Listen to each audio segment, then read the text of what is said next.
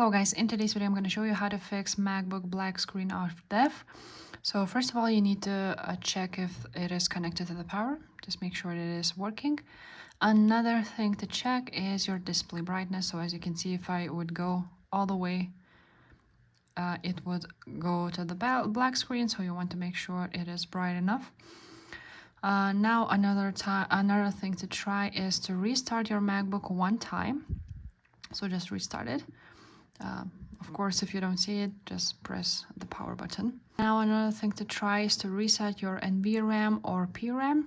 So you want to turn off your MacBook first. Now after turning off your MacBook, you want to press the power button, and immediately after that you want to go ahead and press Command button, Option button, R and B button, all at the same time. So just want to make sure that you do this immediately after pressing the power button. After that, your NVRAM should reset. Now, if that doesn't fix the problem, what you can also try is to reset SMC.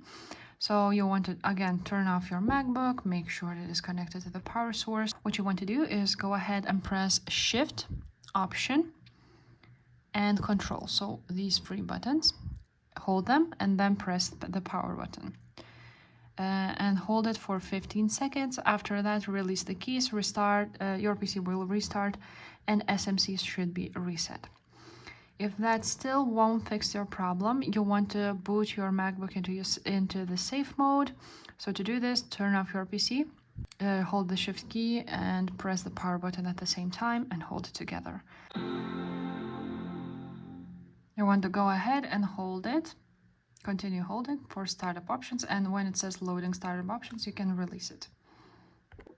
On startup options, you want to press options, continue. After that, enter your password. And here you will have 4 options, so you want to choose disk utility and check if everything is correct. If everything is correct, you can also go ahead and try to restore from Time Machine or reinstall macOS operating system.